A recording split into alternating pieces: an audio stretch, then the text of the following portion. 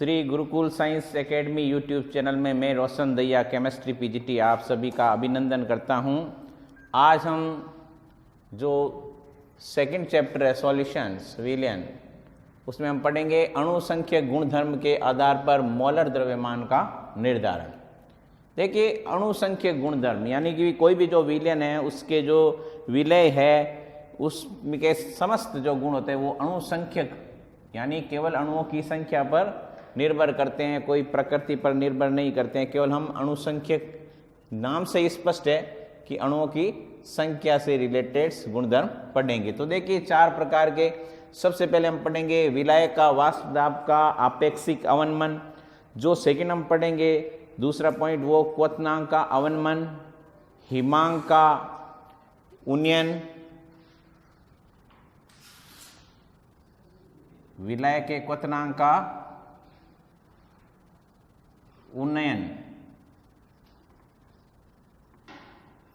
विलय के हिमांक का अवनमन, विलयन का परासरण दाब। तो हम इन चार बिंदुओं पर अध्ययन करेंगे। वापस देखिए, जो है ये चार बिंदु, विलायक का वाष्प दाब का आपेक्षिक अवनमन, विलय के क्वथनांक का उन्नयन, विलय के हिमांक का अवनमन, विलयन का परासरण दाब। तो सबसे पहले हम स्टडी करते हैं विलय का वाष्प दाब का आपेक्षिक अवनमन। तो वो हमारा प्रथम बिंदु है विलायक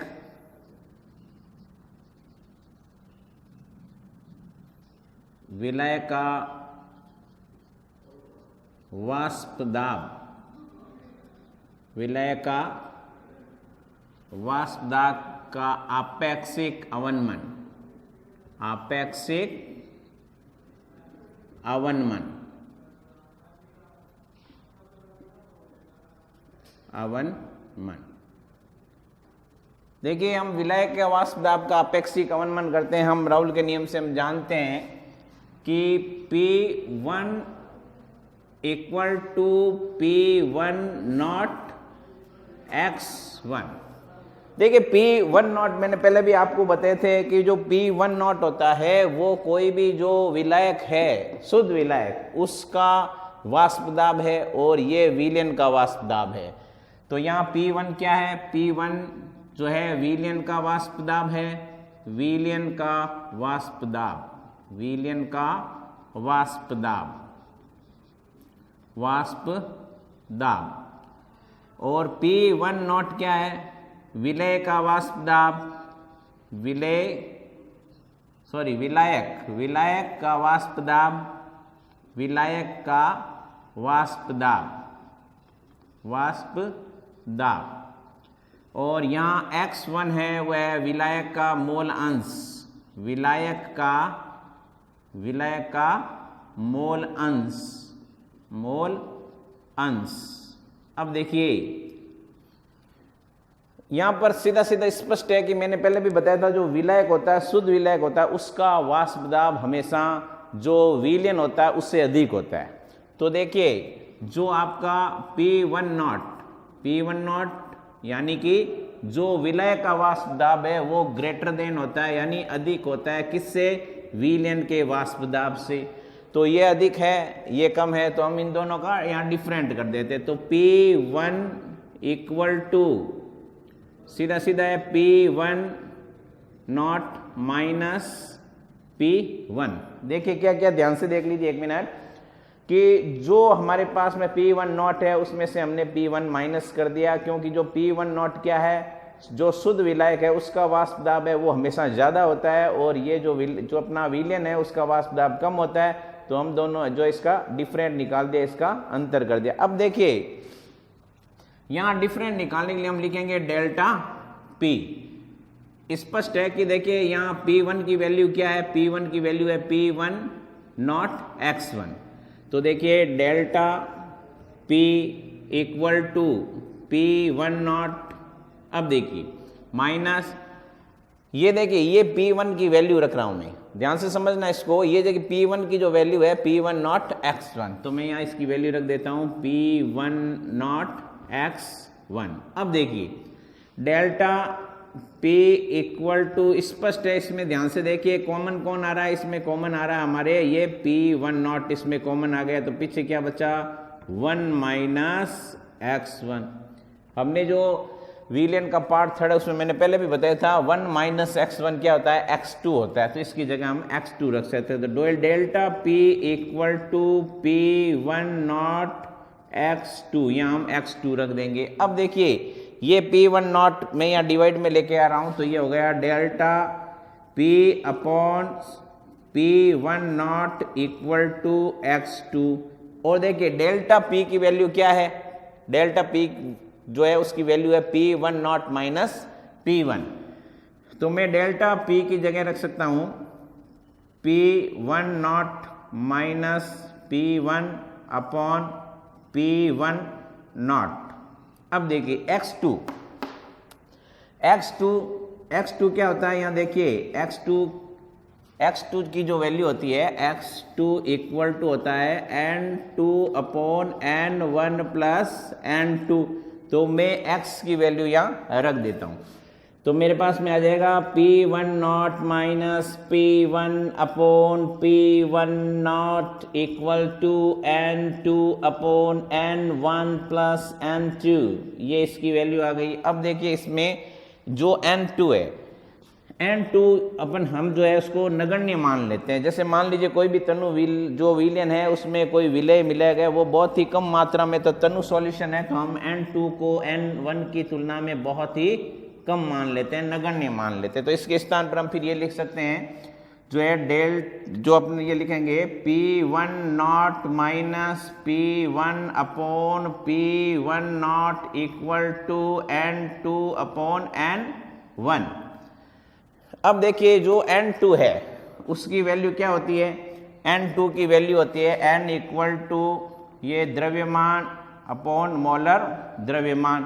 किसके लिए बात हो रही है, यदि विलय के लिए होती है तो विलय के लिए लिख सकते हैं, और विलय के लिए होती है तो उसके लिए लिख सकते हैं। तो ये आ जाएगा P1 nought minus P1 upon P1 nought equal to, अब देखिए n2 की value W2 upon M2 upon ये 2 है इसलिए मैंने यहाँ 2 लगाया। अब देखिए n1 की वैल्यू W1 अपॉन M1, तो ये आ जाएगा P1 nought minus P1 upon P1 nought equal to W2 into M1 upon M2 into W1। तो इसको मैंने यहाँ से सॉल्व कर दिया, ये अपॉन में है तो ये नीचे आ गया M2, और ये अपॉन में था तो ये ऊपर चला गया, तो इसको मैंने सॉल्व कर दिया, तो मेरे पास में ये वैल्यू आ गई। तो देखिए ये क्या है, आपेक्षिक P1 नॉट माइनस P1, ये आपेक्षिक, और जब मैंने P1 नॉट से डिवाइड किया तो आ गया अवनमन, तो ये हो गया आपेक्षिक अवनमन। तो ये हमारा पहला जो है विलायक का वाष्प दाब का आपेक्षिक अवनमन आ गया। तो अच्छी तरह से इसको जो है आप स्क्रीनशॉट ले लीजिए, नोटबुक में उतार लीजिए अच्छी तरह से, और इसको 2-3 बार समझिए, अपने हैंड राइटिंग से अच्छी तरह से 2-3 बार लिखिए ताकि आपको अच्छी तरह से समझ में आएगा। देखिए अब हम दूसरा पॉइंट पढ़ेंगे जो विलायक होते हैं, विलायक में क्वथनांक का उन्नयन। तो विलायक में क्वथनांक का उन्नयन, तो देखिए सबसे पहले सपोज कीजिए हमारे पास में कोई एक पात्र है और उसके अंदर कोई भी प्रकार का एक विलायक है, और ये विलायक है, और जब शुद्ध विलायक होता है तो उसका जो क्वथनांक होता है वो हमेशा ज़्यादा होता है, जो होता है उसके अंदर कुछ क्वथनांक वाष्प दाब ज़्यादा होता है। वाष्प दाब की बात हो रही है, वाष्प दाब ज़्यादा होता है। क्या ज़्यादा होता है, वाष्प दाब। तो इसका वाष्प दाब जो है वो जो है विलयन की तुलना में ज़्यादा होता है, P1 नॉट। अब इसके अंदर मान लीजिए मैंने कोई भी प्रकार का X विलय मिला दिया, तो X विलय मिलाने से इसका क्वथनांक बढ़ जाता है। तो ये क्वथनांक बढ़ जाना यानी उन्नयन का अभिप्राय है बढ़ जाना। तो ये बढ़ने के लिए देखिए अब हम इसके लिए ग्राफ देखते हैं, उस ग्राफ को ध्यान से देखिए। ये देखिए ग्राफ, ये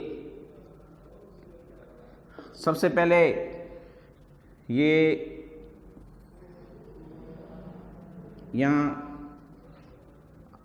प्रेशर है, वाष्प दाब, और यहाँ टेम्परेचर है केल्विन में, यहाँ टेम्परेचर है ये केल्विन में। अब देखिए यहाँ से ये मैंने जो ग्राफ खींचा है ये है विलायक के लिए, क्योंकि जो विलायक का वाष्प दाब अधिक होता है और विलयन का वाष्प दाब कम होता है, तो मैंने ये खींच दिया इसके लिए। किसके लिए?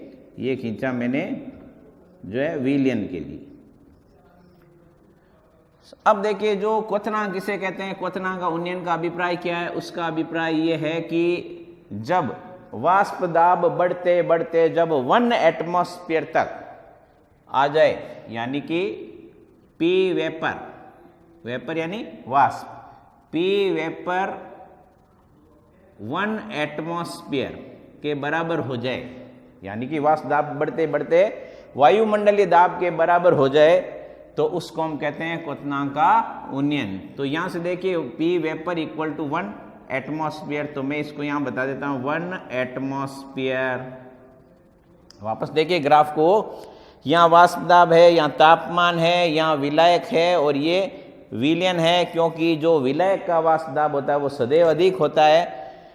तो अब देखिए मैंने मान लीजिए यहाँ से एक विलायक, ये विलायक और यहाँ से एक ये बिंदु लेता हूँ, यहाँ से 1 एटमॉस्फेयर पर, ये देखिए ये बिंदु आ गए। और इसके नीचे देखिए, इसको मैं जब नीचे मिलाता हूँ तो मेरे पास में यहाँ आ गया TB, बी का मतलब है बॉइलिंग, और उसके आगे जब इसको और आगे बढ़ाया तो यहाँ पर एक बिंदु और आ गया, और इस बिंदु को मैं नाम दे देता हूँ TB। अब देखिए जो ये यहाँ पर जो मैंने बनाया है उसमें जो TB है वो अधिक है और TB नॉट वो इससे कम है, तो इन दोनों के बीच का जो डिफरेंट होगा वो यहाँ आएगा डेल्टा T, डेल्टा TB। और ये जो आएगा ये वाष्प दाब में अंतर है, ये जो दोनों के बीच में जो स्पेस है ये है वाष्प दाब में अंतर, वाष्प दाब में अंतर। अब देखिए जो हम वापस इस ग्राफ को देखिए अच्छी तरह से, ये क्या चीज़ है? ये है विलायक, ये विलयन है, और ये जैसे 1 एटमॉस्फेयर पर ये जो बिंदु आ रहा है ये TB नॉट पर आ रहा है और ये TB पर आता है, तो हम इसको डिफरेंट ऐसे लिख सकते हैं delta T boiling equal to, देखिए सीधा सीधा स्पष्ट है, जो TB है वो अधिक है तो इसमें से TB नॉट माइनस हो जाएगा। अब देखिए हम जानते हैं कि जो TB डेल्टा TB होता है तो वो किसके प्रोपोर्शनल होता है? M की। अब देखिए delta TB equal to KB M। अब यहाँ K क्या आया है? K एक स्थिरांक है, K इज कांस्टेंट है, K इसको कहते हैं मोलल उन्नयन स्थिरांक, मोलल उन्नयन स्थिरांक है। तो KB या क्या है? मोलल उन्नयन स्थिरांक। जल के लिए जो इसकी वैल्यू होती है वो होती है 0.52 किलो मोल इनवर्स। तो ये देखिए जल के लिए इसकी वैल्यू होगी 0.52 केल्विन किलोग्राम मोल इनवर्स। अब देखिए M क्या होता है, यहां पर आपको पता होना चाहिए। M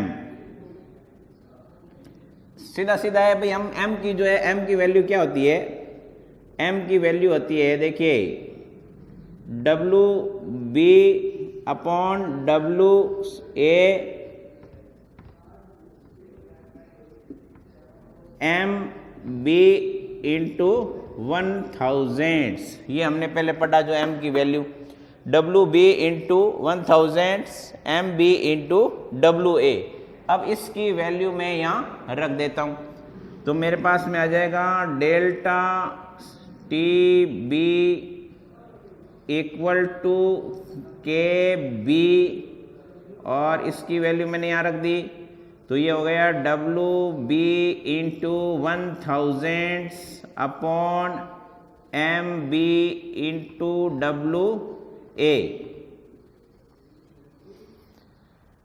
अब मुझे ये MB निकालना है। MB क्या है? सीधा सीधा है मोलर द्रव्यमान, क्योंकि हमारा जो फर्स्ट जो टॉपिक यही था कि मोलर द्रव्यमान का निर्धारण। मोलर द्रव्यमान का निर्धारण करेंगे तो देखिए ये क्या आ जाएगा, यहाँ पर आ जाएगा MB। तो देखिए MB कैलकुलेशन आनी चाहिए, थोड़ा सा आपका मैथ्स अच्छा होना चाहिए इसमें।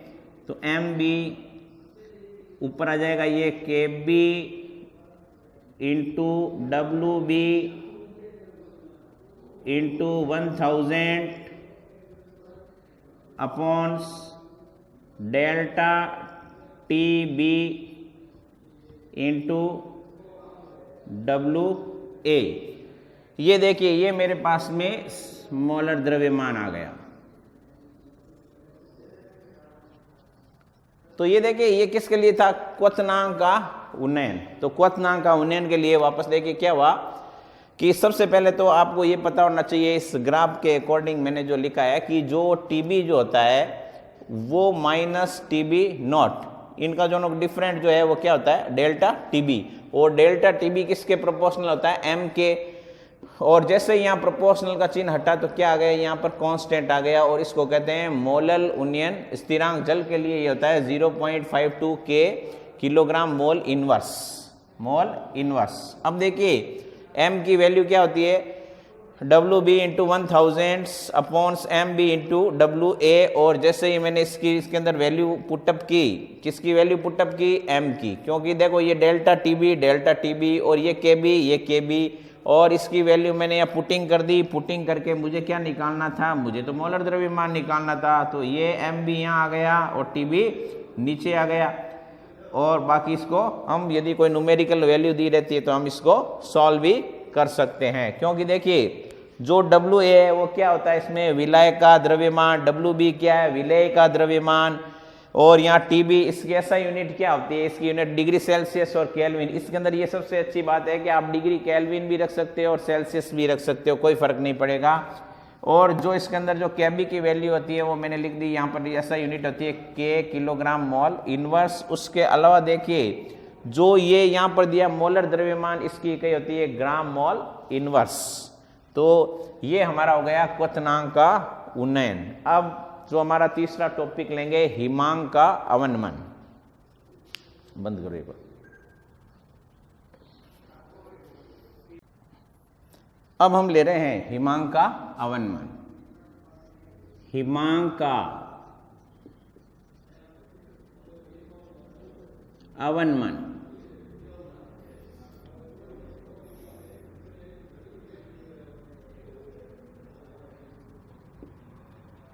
हिमांक का अवनमन के साथ में इसके साथ एक चीज और पढ़ लेंगे, प्रति हिमांकी विलयन। प्रति हिमांकी विलयन। तो इसके साथ में ये भी पढ़ लेंगे। तो देखिए हिमांक का अवनमन, अवनमन का मतलब क्या होता है? कम हो जाना। जैसे हमने सबसे पहले वही बात देखिए, यहाँ पर सपोज कीजिए इसमें कोई भी प्रकार का विलायक है और विलायक का वाष्प दाब तो ज़्यादा होता है, तो इसको टेम्परेचर देते, थोड़ा सा टेम्परेचर देते ही जो होता है इसके अणु वाष्पित हो जाते हैं। लेकिन ऐसी स्थिति जब इसमें हम कोई भी प्रकार का विलय मिला देते, मान लीजिए कोई X है, मैंने विलय मिला दिया इसमें Y में, तो क्या हुआ? सीधा सीधा इसका जो वाष्प दाब है वो कम हो गया। वाष्प दाब कम हो गया तो क्या होता है? कई बार जब बर्फ़ जम जाती है, 0 डिग्री सेल्सियस के ऊपर बर्फ़ जम जाती है, लेकिन हम उस बर्फ़ को जमने नहीं देना चाहते। जैसे ठंडे प्रदेश है तो ठंडे प्रदेशों के अंदर हम ये चाहते हैं कि भाई जो है वो पानी जमे नहीं, तो उस जो हिमांक बिंदु उसका हम कम करते हैं उसको। तो अवनमन का मतलब होता है घटना, यानी कम हो जाना। तो ये जो होता है ये कम हो जाना, हिमांक बिंदु कम हो जाना। तो सबसे पहले इसके लिए ग्राफ देखते हैं। यानी कि हिमांक अवनमन का अभिप्राय सीधा सीधा यही है कि जो वाष्प दाब होता है, यानी सॉलिड का वाष्प दाब होता है, वो लिक्विड के वाष्प दाब के बराबर हो जाता है। यानी कि जब जो वाष्प दाब है, ठोस का वाष्प दाब है, वो द्रव के वाष्प दाब के बराबर हो जाता है, तो वो हिमांक का अवनमन कहलाता। तो अब देखिए, जैसे इसके लिए मैं ग्राफ बना रहा हूं, ये देखिए ये ग्राफ है, ये x, ये y, सेम वही प्रोसेस है इसमें भी। ये देखिए, सबसे पहले यहाँ हमको क्या लेना है, यहाँ हमको लेना है P वाष्प दाब, यहाँ हमको लेना टेम्परेचर केल्विन में। अब देखिए, जैसे मान लीजिए मेरा पहले ये बिंदु है और यहाँ बिंदु मैंने ये मिलाया, और दूसरा मेरे पास में मान लीजिए ये बिंदु है और यहाँ मिलाया। इस बार यहाँ पर जो है वो देखिए, जब अब पहले हम बॉइलिंग की बात करें तो हम B ले रहे थे, अब हम यहाँ फ्रीजिंग की बात कर रहे हैं, हिमांक की बात करें तो यहाँ F लेंगे। तो ये टेम्परेचर हो गया TF0 और ये टेम्परेचर हो गया TF, और इनके बीच का जो डिफरेंस हो गया वो डेल्टा TF हो गया, और यहाँ से यहाँ तक ये हिमांक का अवनमन हो गया। तो ये हिमांक का अवनमन, ये वाला, तो ये हिमांक का अवनमन। तो इसमें ये हो गया सेम पहले जैसे ही है, लेकिन अब इस बार यहाँ क्वथनांक नहीं होकर हमारे पास में हिमांक है। तो हिमांक के लिए यहाँ क्या लिख देंगे, F इक्वल टू डेल्टा। इस बार जो T0F है वो ग्रेटर देन है, ज़्यादा है, इसलिए हम इसमें से जो है TF0 में से TF माइनस करेंगे। आपको पता है, हम जानते हैं इसी में भी जो TF है, यानी कि जो डेल्टा TF है वो किसके प्रोपोर्शनल होता है, M के प्रोपोर्शनल होता है। और यहाँ पर भी एक कांस्टेंट आ जाएगा, तो TF इक्वल टू K, यहाँ B नहीं आएगा इस बार, यहाँ F आएगा M, ये आ गया। यहाँ पर ये जो है हिमांक, हिमांक का अवनमन स्थिरांक है, KF यहाँ क्या है, मोलल हिमांक स्थिरांक, हिमांक अवनमन स्थिरांक, अवनमन स्थिरांक। जल के लिए जो इसकी वैल्यू होती है 1.86 किलोग्राम स्मॉल इनवर्स होती है। देखिए वहां तो हमारे पास में जो स्थिरांक आ रहा था वो आ रहा था जो मोलल क्वथनांक अवनमन स्थिरांक, वहां क्या था, उसका नाम था जो हम अभी पढ़ रहे थे KB, उसका नाम था मोलल क्वथनांक उन्नयन स्थिरांक, और यह है मोलल हिमांक अवनमन स्थिरांक। उसकी वैल्यू क्या बताई थी मैंने, 0.52, और इसकी वैल्यू 1.86। किसके लिए, केवल जल के लिए बात कर रहे हैं, तो जल के लिए इसकी वैल्यू होती है 1.86 के किलोग्राम मोल इनवर्स। अब देखिए वही प्रोसेस, सबसे पहले डेल्टा TF इक्वल टू, अब देखिए M की वैल्यू क्या होती है, M की वैल्यू लिखनी है हमको, तो वही वापस जो हमने M की वैल्यू लिखी थी पहले, WB upon WA into MB into 1000। ये देखिए ये इसकी वैल्यू। यहाँ हमको वापस क्या निकालना, हम मोलर द्रव्यमान की बात करें तो हमको तो MB निकालना है, तो सेम वही प्रोसेस है, यहाँ आ गया MB, कोई प्रॉब्लम नहीं है, सेम वो की वही प्रोसेस है। यदि आपने अच्छी तरह से जो विलायक क्वथनांक का उन्नयन किया तो आपको हिमांक का अवनमन लिखने में कोई प्रॉब्लम नहीं होगी। तो ये देखिए ये हो गया KF.WB इंटू 1000 अपॉन MB, यहाँ आ गया, तो ये डेल्टा TF, नीचे आ गया डेल्टा TF इंटू WA। तो हम इसकी जो है इसमें मोलर द्रव्यमान का निर्धारण कर सकते हैं। तो ये हो गया हिमांक का अवनमन। तो हमने देखिए जो है विलायक है, तो विलायक के अंदर सबसे पहले जो वाष्प दाब उसका आपेक्षिक अवनमन पढ़ा, फिर क्वथना का उन्नयन पढ़ा और अब हिमांक का अवनमन पढ़ लिया। अब हम जो पढ़ेंगे वो हम पढ़ेंगे विलयन के लिए परासरण दाब। वह परासरण दाब, परासरण दाब। देखिए परासरण और परासरण दाब, सबसे पहले परासरण ऑस्मोसिस क्या होता है वो देखिए। देखिए सपोज कीजिए यहां पर कोई सेमी पैरा मेम्ब्रेन यानी कि अर्ध पारगम्य झिल्ली है, अर्ध पारगम्य झिल्ली,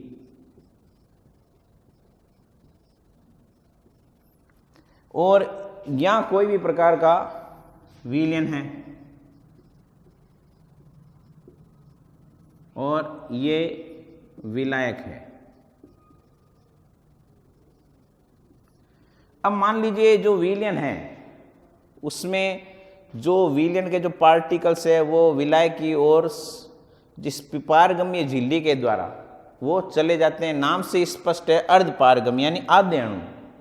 तो जो 50% अणु होते हैं वो जा सकते हैं। जैसे मान लीजिए विलयन है, विलयन के अंदर कोई साल्ट घुला हुआ है तो साल्ट तो वो जा नहीं पाएगा, लेकिन उसके अंदर जो विलायक है वो उसके अंदर चला जाएगा बाहर। तो कोई भी प्रकार की झिल्ली, अर्ध पारगम्य झिल्ली के माध्यम से जो अणु होते हैं वो हमेशा तनु विलयन से सांद्र विलयन की ओर गमन करते हैं, तो उसको हम कहते हैं परासरण। तो देखिए परासरण को अच्छी तरह से देखिए, यहाँ थोड़ा सा ध्यान रखना है।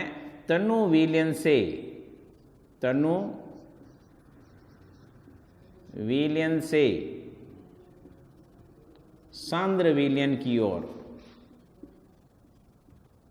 तनु विलयन से सांद्र विलयन की ओर अणुगमन करते हैं। लेकिन बीच में क्या होनी चाहिए? SPM, सेमी पैरा मेम्ब्रेन, अर्ध पारगम्य झिल्ली। तो देखिए तनु विलयन से सांद्र विलयन में जा रहा है। यहाँ एक चीज उल्टी है, ध्यान रखिए। जो वायु दाब होता है उसमें से अधिक, ज्यादातर हम यही पढ़ते हैं टेम्परेचर वायु दाब के अधिक से कम दाब की ओर। लेकिन यहाँ देखिए यहाँ तनु विलयन से सांद्र विलयन की ओर जाता है, क्योंकि जो तनु है उसमें क्या चीज है, उसमें विलय की मात्रा ज्यादा है और इसमें विलय की मात्रा कम है। तो ये जो पार्टिकल्स होते हैं वो हमेशा पैरा मेम्ब्रेन जो झिल्ली होती है, अर्ध पारगम्य झिल्ली, उसके द्वारा तनु विलयन किधर चला जाता है? सांद्र विलयन की ओर चला जाता है। तो ये कहलाता है जो है परासरण।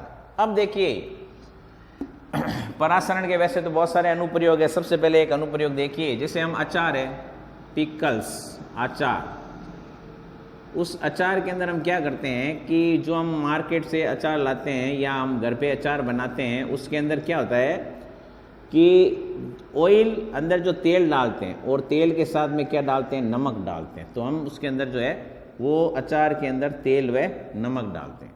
तो जो मान लीजिए इसके अंदर अचार है और अचार के अंदर इसमें जो है कुछ मात्रा में हम तेल डाल रहे हैं इसके अंदर और नमक डाल रहे हैं। तो क्या हुआ, ये क्यों डालते हैं हम तेल और नमक? ऑयल, तेल और नमक, ये हम इसमें डालते हैं। तो क्या होता है कि जब हम इसमें तेल और नमक डालते हैं तो मान लीजिए इसमें कोई जर्म, कोई भी प्रकार का जर्म है, बैक्टीरिया कोई भी प्रकार का यहाँ प्रोड्यूस हो गया मान लीजिए, तो क्या हुआ कि बार जो है वो अधिक सांद्रता है, क्योंकि नमक और तेल की सांद्रता अधिक है। तो सांद्रता अधिक है, जबकि इस जर्म के अंदर सांद्रता कम है।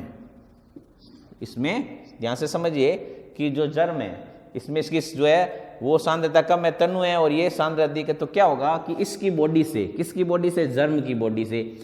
तो मैं यहाँ बना के समझाता हूँ। देखिए जर्म की बॉडी से क्या हुआ कि सारा का सारा जो इसकी बॉडी के अंदर लिक्विड था वो परासरण के द्वारा बाहर आ गया। तो इस जर्म में डिहाइड्रेशन हो गया।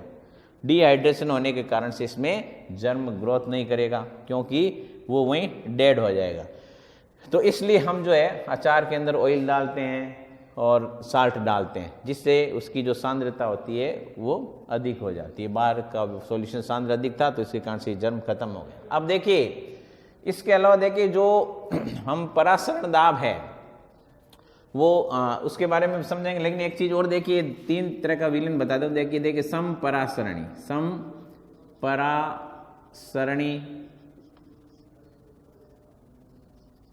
दूसरा है अति परासरणी,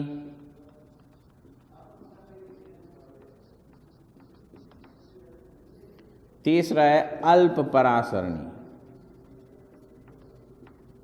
परासरणी। वैसे अभी जो 9th क्लास का एनसीईआरटी का सिलेबस आरबीएसई ने जो नया लागू किया तो उसके अंदर जो बुक है 9th क्लास की, उसके अंदर पेज नंबर 67 के अंदर ये अच्छी तरह से दिया हुआ है।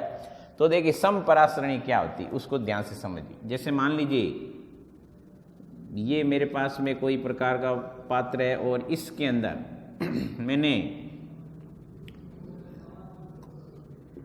जो है अंडे के चारों ओर से हल्का सा उसको गर्म करके जो कैल्शियम कार्बोनेट की झिल्ली होती है उसको तोड़कर और उसके अंदर डाल दिया जल में, तो क्या हुआ, ना तो ये जल अंदर जाएगा ना बाहर आएगा, और या फिर इसमें जितना बाहर आएगा उतना इसके अंदर जाएगा।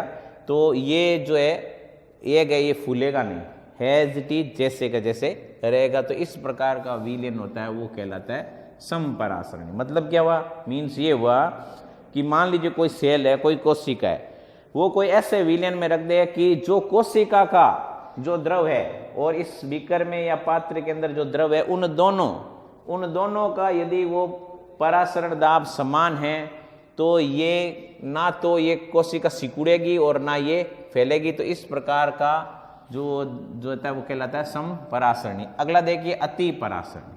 अति परासरणी क्या होता है, देखिए ये मान लीजिए अंडे की झिल्ली तोड़कर और इस लिक्विड के अंदर मैंने ये एक डाल दिया, तो क्या हुआ, कुछ समय पश्चात ये सिकुड़ गया, इस प्रकार से हो गया। या फिर आप जो अंगूर होते हैं उसको चाशनी में डालते हैं, शक्कर के घोल में डालते हैं तो वो सिकुड़ जाएंगे। तो ऐसा क्यों हुआ, क्योंकि ये साफ साफ स्पष्ट है कि जो बाहर का जो सॉल्यूशन है वो सांद्र था और अंदर ये तनु था, तो तनु से सांद्र की ओर ये बाहर आ गया, इस कारण से कोशिका सिकुड़ गई। तो इस प्रकार का विलयन अति परासरणी कहलाता है। अति परासरणी क्या हो गया, स्पष्ट है कि जो अंदर ये है, इस अंदर इसकी जो कोशिका के अंदर ये कम सांद्र था और ये बाहर का जो विलयन अधिक सांद्र था, जिसके कारण से ये सारा जो विलयन बाहर आ गया और ये कोशिका सिकुड़ गई। तो इस प्रकार का विलयन अति परासरणी विलयन। अब देखिए अल्प परासरणी विलयन। अल्प परासरणी विलयन क्या होती है, वैसे तो इसका नॉर्मल है, हम जैसे सामान्यतः जो दाखें होती है यानी किशमिश होती है उसको जल में रख देते हैं तो वो फूल जाती है। तो इसमें अंडा रखा हुआ है मान लीजिए, और अंदर का जो सॉल्यूशन इस बार वो है ये तनु और बाहर का विलयन है वो है सांद्र। तो क्या हुआ, जो इसके अंदर तनु विलयन है, सॉरी ये है तनु और ये है सांद्र, तो तनु विलयन जो है वो इसमें आ गया, तो इसके कारण आने के कारण से तनु से सांद्र की ओर आने के कारण से ये अंडा फूल गया अंदर। तो ऐसा क्यों हुआ कि जो बाहर का विलयन तो क्या था, उसके अंदर कम परासरण दाब था और अंदर जो है वो उसके अंदर विलयन कौन सा था, सांद्र। तो स्पष्ट है कि बाहर जब तनु होगा और अंदर सांद्र होगा तो ये तनु से सांद्र की ओर गमन करेगा और अंडा फूल जाएगा। तो 3 प्रकार के विलयन हो गए, समपरासरणी विलयन, अति परासरणी विलयन और अल्प परासरणी विलयन। तो ये जो है परासरण। अब देखिए परासरण दाब जो होता है वो कैसे हम निकालते हैं, परासरण दाब होता क्या है, तो उसके बारे में हम पढ़ेंगे।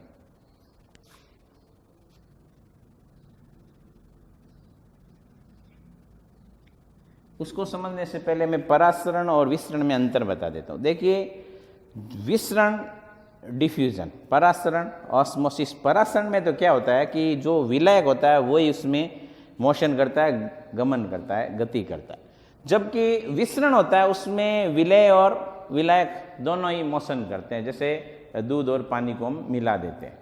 दूसरा जो परासरण है वो हमेशा अर्ध पारगम्य झिल्ली द्वारा होता है, जबकि विसरण जो होता है नॉर्मल सामान्य वायु में या कोई लिक्विड में बिना ही अर्ध पारगम्य झिल्ली के द्वारा होता है। परासरण बहुत ही स्लो प्रक्रिया है, धीमी गति से होता है, जबकि विसरण बहुत ही तेजी से हो जाता है।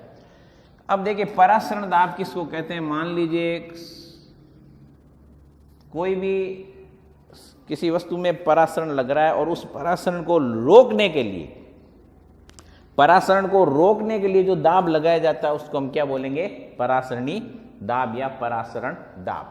तो देखिए दो विधि से इसको परासरण दाब ज्ञात किया जाता है। पहली विधि है वो है ओल्ड विधि यानी पुरानी विधि है, पुरानी विधि, और दूसरी है वो नई विधि है, नई विधि।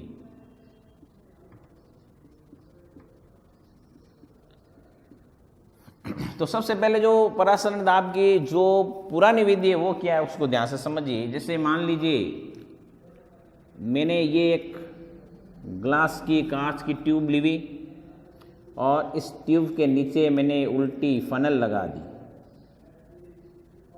इसके नीचे मैंने एक उल्टी फनल लगाई और इस फनल में मैंने कॉपर सल्फेट का सॉल्यूशन भर दिया। कॉपर सल्फेट ब्लू कलर का होता है और इसमें मैंने किसी इसको लिक्विड में डुबाकर रख दिया और फनल का जो ये भाग है यहां मैंने लगा दी अर्ध पारगम्य झिल्ली, कुछ समय पड़ा रहने दिया। तो क्या हुआ, ये जो इसका ब्लू कलर था किसका, कॉपर सल्फेट का, वो क्या हुआ कि धीरे धीरे वो लाइट कलर हो गया। क्यों हो गया, क्योंकि देखिए इसके अंदर जो कॉपर सल्फेट था वो सांद्र था, जबकि ये जो था ये तनु था। तो तनु से सांद्र की ओर पार्टिकल्स गमन की किसके द्वारा, अर्ध पारगम्य झिल्ली यानी परासरण हुआ। और ये होते होते इसके अंदर ये H हाइट तक जो है ये लिक्विड इसके अंदर ऊपर तक आ गया, H हाइट तक, क्योंकि जब ये अर्ध पारगम्य झिल्ली के द्वारा ऊपर जाएगा तो यहाँ ये आ गया। तो अब देखिए इसको निकालने के लिए इसकी डेंसिटी और ग्रेविटी पता होनी चाहिए। जी की वैल्यू 9.8, तो ये जो होते हैं इसके अंदर तीनों वैल्यू रख के हम निकाल सकते हैं। तो परासरणी दाब होता है उसको हम पाई से डोनेट करते हैं, तो ये हो जाएगा H यानी हाइट, डेंसिटी और ये ग्रेविटी, इनकी वैल्यू निकाल कर ये ज्ञात करते हैं। तो ये तो पुरानी विधि है। अब देखिए आजकल वर्तमान में जो नई विधि है वो देखिए, नई विधि में क्या होता है।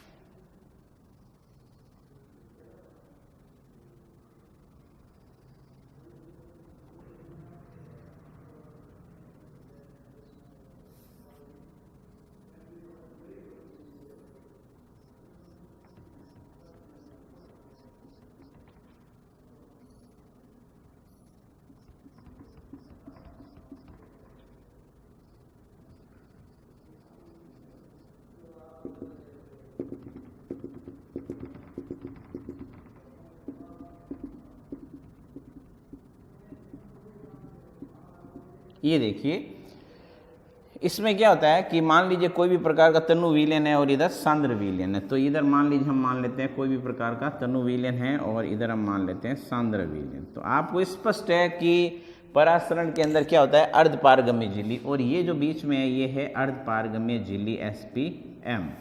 तो ये अब क्या होगा कि जब तनु से अणु किस ओर गति करेंगे, सांद्र की ओर, तो क्या होगा धीरे धीरे ये जो पानी का तल है ये बढ़ेगा, यहाँ से ये धीरे धीरे ये तो कम होगा, धीरे धीरे डाउन होगा, और यहाँ से ये क्या होगा, ये ऊपर बढ़ेगा।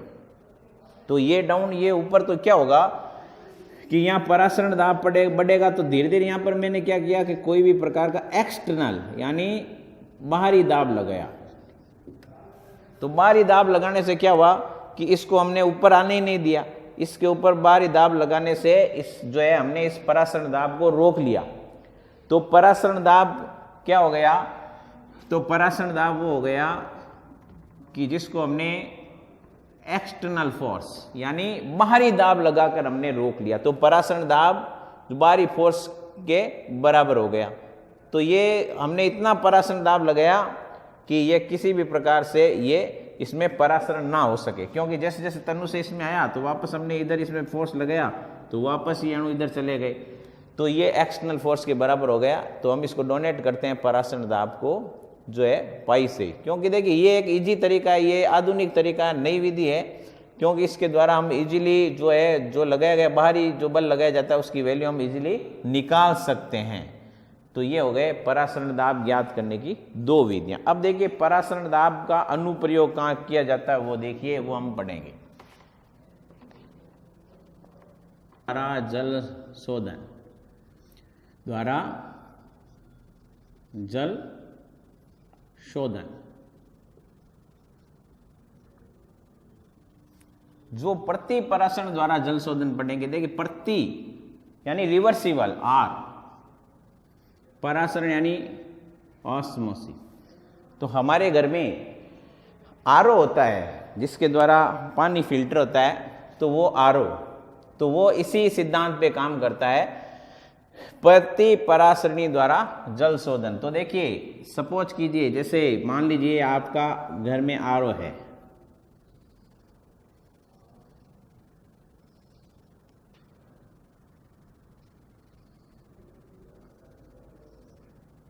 और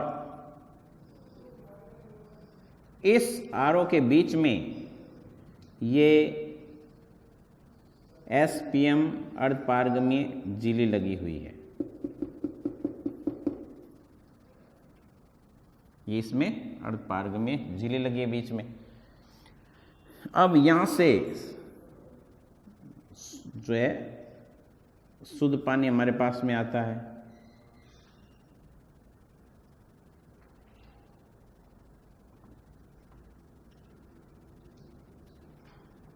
और इसमें लवणीय जल है, यह है लवणीय जल, यहाँ है शुद्ध जल, यह है शुद्ध जल। अब क्या होता है कि देखिए ये लवणीय जल है और ये शुद्ध जल है, तो स्पष्ट है कि ये जो है ये विलयन कैसा हो गया, स्पष्ट है कि भाई ये सांद्र है और ये तनु विलयन है, तो ये इसके अंदर परासरण होगा। लेकिन इस परासरण को रोकने के लिए हम यहाँ एक लगाएंगे दाब, और वो दाब पाई से अधिक होना चाहिए। तो जब हम एक्सटर्नल फोर्स लगाएंगे यहाँ से परासरणी दाब, तो क्या होगा कि इसके अंदर जो है वो लवण तो यहीं रह जाएंगे और ये विपरीत दिशा में, क्योंकि परासरण हो रहा, शुद्ध जल लवणीय जल में जा रहा था, क्योंकि ये था तनु सांद्र की ओर जा रहा था।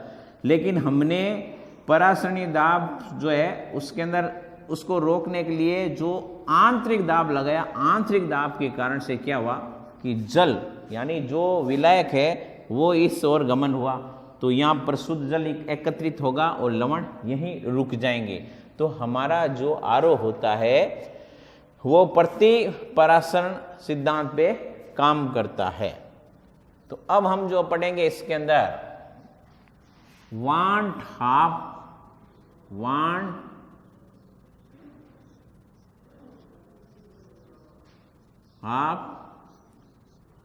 सिद्धांत।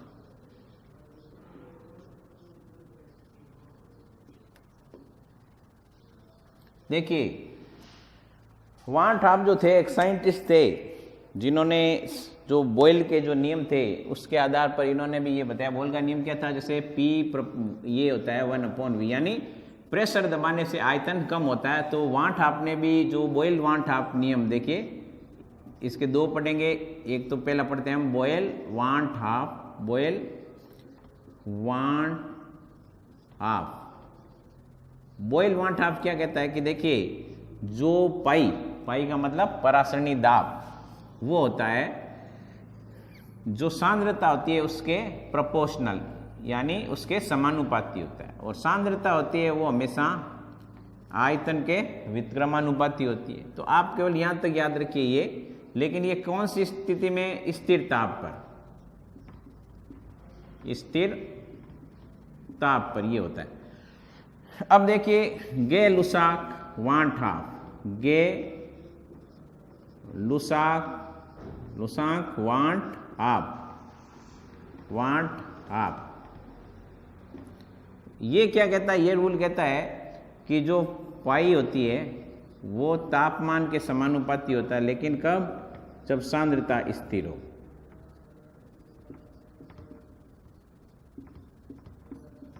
अब देखिए इन दोनों नियम को मैं साथ लिख देता हूं, पाई प्रोपोर्शनल सी टी, और जो सी होता है वो होता है एन, जो होता है पहले इसमें देखिए पाई इक्वल टू, ये कॉन्स्ट जो आपका समानुपाती का चिन्ह हटेगा तो यहाँ पर एक कांस्टेंट आएगा, स्थिरांक नहीं। वाह करो जाना स्टार्ट में क्यों जन करी जो। अब देखिए हम पढ़ेंगे वांट हाफ सिद्धांत, वांट हाफ सिद्धांत।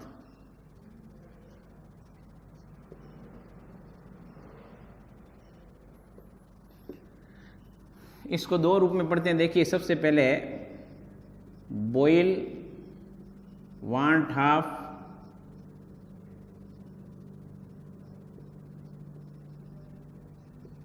और दूसरी थ्योरी है गे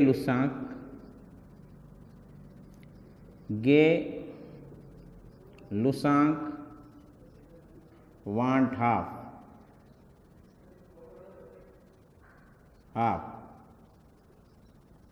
तो देखिए आपको पता है बॉयल क्या कहता है? बॉयल के अकॉर्डिंग तो ये होता है P proportional 1/2 inverse C proportional होता है V के। दाब बढ़ेंगे तो आयतन क्या होता है? सदैव कम होता है। तो देखिए परासरणी जो दाब होता है वो प्रोपोर्शनल होता है C के, और C यहाँ पर क्या है? ये सांद्रता है, लेकिन ये कब? ये कंडीशन है स्थिर ताप पर, स्थिर ताप पर। इसी प्रकार से गे लुसे के अकॉर्डिंग ये जो परासरणी दाब होता है, पाई यानी परासरणी दाब और टी यानी तापमान, तो ये स्थिर सांद्रता पर होता है, स्थिर सांद्रता पर। अब देखिए इन दोनों को सम्मिलित रूप से लिख रहा हूं, पाई प्रोपोर्शनल सी टी।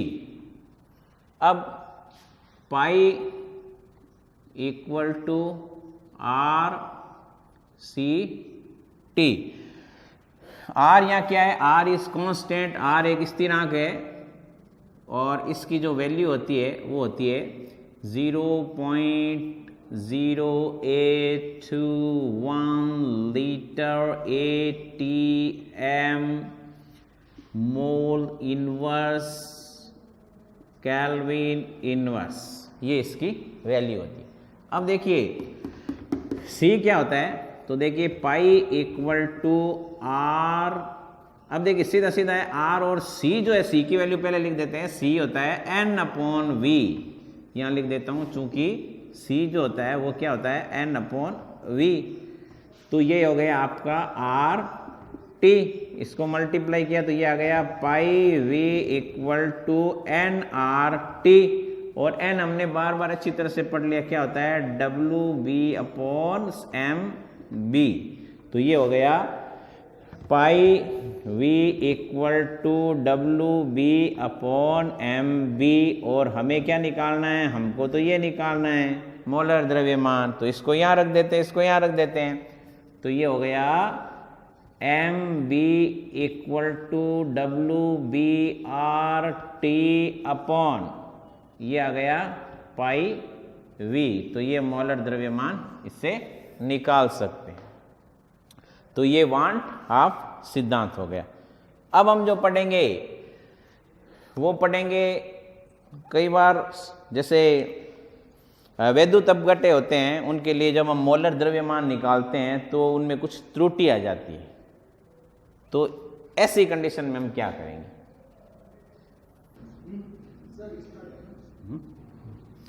हाँ, अब हम पढ़ेंगे असामान्य मोलर द्रव्यमान, असामान्य मोलर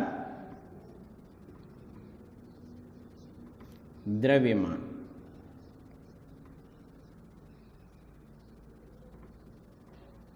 देखिए स्टूडेंट्स, कई बार कुछ वैद्युत अपघट्य होते हैं जिसमें आयंस होते हैं, उसके अंदर जब हम मोलर द्रव्यमान निकालते हैं तो उसमें त्रुटि आ जाती है, तो उसको बोलते हैं असामान्य मोलर द्रव्यमान।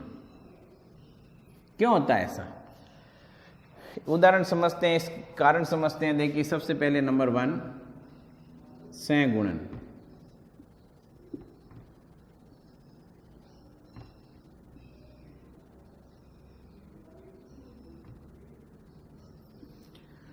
सपोज कीजिए आपने, मान लीजिए जो आपका एसिटिक एसिड है,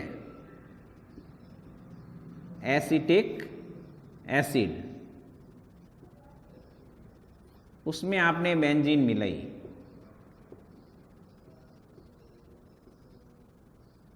तो क्या हुआ? Acetic acid plus benzene,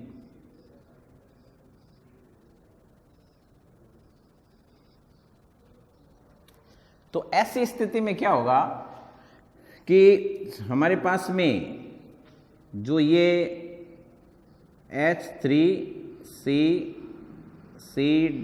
double bond O और यहाँ ये OH और यहाँ C, ये डबल बॉन्ड O और यहाँ ये OH और ये CH3। तो देखिए जैसे हमने ये दोनों अणु मिलाए तो इनके बीच में हाइड्रोजन बंध बनेगा। क्या बनेगा? हाइड्रोजन बंध बन जाएगा। तो ये हाइड्रोजन बंध जो बनेगा उसके कारण से क्या हुआ? जैसे सपोज कीजिए ये अणु बना, इसके लिए मोलर द्रव्यमान 60 है, लेकिन अब ये दोनों जुड़कर एक अणु बना लिया और एक अणु बनने के कारण से इसका मोलर द्रव्यमान कितना हो जाएगा? 120 हो गया। तो क्या हुआ कि यहाँ मोलर द्रव्यमान जो है वो असामान्य हो गया, क्योंकि ये जुड़कर एक ही अणु बना रहे हैं। तो जब जुड़ते हैं तो उसको बोलते हैं सहगुणन। तो इसी प्रकार से देखिए वियोजन, वियोजन का मतलब टूटना। जैसे ये AB है और ये दो टुकड़ों में विभक्त हो गया, A प्लस आयन और ये B एनायन और ये कैटायन। ये तो हो गया कैटायन और ये हो गया एनायन। तो A कैटायन और B एनायन।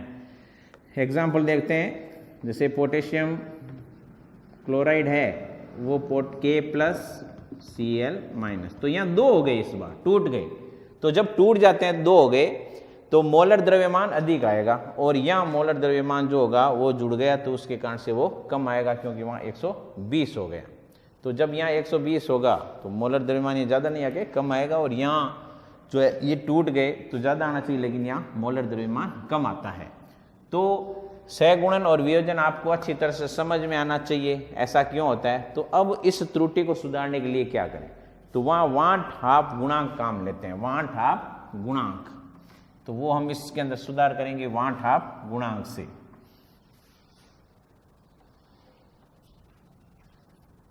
तो देखिए वांट हाफ गुणांक जो होता है वो क्या है? वांट हाफ गुणांक को डोनेट करते हैं I से, तो ये वांट हाफ गुणांक।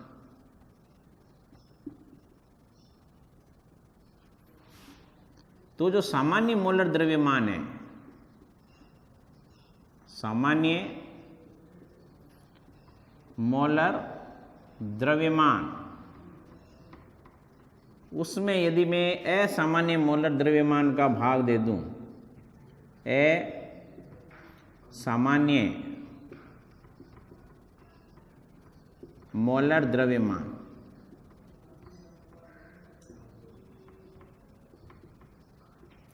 जब सामान्य मोलर द्रव्यमान में मैं असामान्य मोलर द्रव्यमान से डिवाइड कर देता हूं तो मेरे पास में 1/2 गुणांक आ जाएगा। तो देखिए, जैसे मान लीजिए सामान्य मोलर द्रव्यमान, मैंने अभी एक एग्जांपल लिया था जिसमें एसिटिक एसिड बताया था, बेंजीन बताया था। तो सामान्य मोलर द्रव्यमान तो उसका 60 था, लेकिन आया कितना 120, तो ये हो जाएगा 1/2। तो अब देखिए, ये यदि मैं मान लीजिए सबसे पहले जैसे हमने ये पढ़ा था P1 minus P1/P1 equal to N2/N1। अब इसमें मान लीजिए असामान्य मोलर द्रव्यमान है तो हम कुछ नहीं करेंगे, कोई ज़्यादा प्रॉब्लम नहीं है। ये क्या चीज़ है ये तो आपको पता होगा, ये है आपके जो विलायक में अपेक्षिक दाब, अपेक्षिक दाब का जो अवनमन हमने पढ़ा था सबसे पहला पॉइंट। तो उसमें यदि त्रुटि आ जाती है मान लीजिए, तो हम इसको जो है 1/2 गुणांक से मल्टीप्लाई कर देंगे। तो यहाँ 1/2 गुणांक लिख दिया। तो जो विलाय का अपेक्षिक वाष्प दाब था, तो उसमें हमने जो पहला पॉइंट पढ़ा उसके अंदर हमारे पास में ये आया। तो इसमें यदि मोलर द्रव्यमान में त्रुटि आती तो इसको 1/2 गुणांक से मल्टीप्लाई कर देंगे। द्वितीय जो हमने पढ़ा था डेल्टा टीबी, तो ये KBM, इसमें भी मान लीजिए कोई त्रुटि आती है KBM, तो हमें 1/2 गुणांक I से मल्टीप्लाई कर देंगे। तो यहाँ TB क्या है, ये है जो क्वथनांक का उन्नयन, क्वथनांक के उन्नयन के भी हम यदि 1/2 गुणांक से मल्टीप्लाई कर दें तो ये जो है त्रुटि संशोधित हो जाएगी। उसके बाद में तीसरा जो था हिमांक का अवनमन, delta TF equal to IKFM। यदि हिमांक के अवनमन में भी हम I से इसको 1/2 गुणांक से मल्टीप्लाई कर दें तो भी हमारे पास में ये जो है त्रुटि संशोधित हो जाएगी। इसी प्रकार से जो परासरणी दाब होती है वो NBRT/V, इसको भी यदि 1/2 गुणांक से मल्टीप्लाई कर दिया जाए तो ये जो है त्रुटि संशोधित हो जाएगी, त्रुटि में सुधार हो जाएगा। तो देखिए स्टूडेंट्स, ये जो विलयन अध्याय था ये हमारा पूरा चैप्टर खत्म हो गया है। अब जो हम नेक्स्ट डे में मिलेंगे नया चैप्टर लेके, 3rd चैप्टर लेके। लेकिन देखिए, आप सबसे पहले जो हमने आपको चैप्टर पढ़ा है उसको नोटबुक में राइट डाउन करते रहिए और अच्छी तरह से 2-3 बार इसको समझिए। और समझ में नहीं आते हैं तो आप कमेंट्स कीजिए, मैं आपको आंसर दूंगा। और या फिर आप अपनी नोटबुक लेके साथ में बुक लेके बैठिए, NCERT की भी लेके बैठिए, RBC की भी लेकर बैठिए और अच्छी तरह से उसमें भी स्टडीज कीजिए। मेरे जो बताए गए उन नोट्स को भी स्टडीज कीजिए, कुछ उससे मटेरियल लिखिए, कुछ मैंने बताए उनमें से लिखिए। और आपको कोई चीज़ समझ में नहीं आती उसका स्क्रीनशॉट लेके जो है उसको स्टडीज कीजिए। आपको हमारा चैनल कैसे लगता है ज़्यादा से ज़्यादा शेयर करें, आपका हमें बहुत सारा सहयोग मिल रहा है और हम धीरे धीरे आपके लिए बहुत अच्छे चैप्टर लाएंगे और अलग अलग सब्जेक्ट की हम तैयारी करेंगे। तो मैं रोशन दैया, chemistry PGT, Shri Gurukul science academy की ओर से आप सभी का अभिनंदन करता हूँ। धन्यवाद।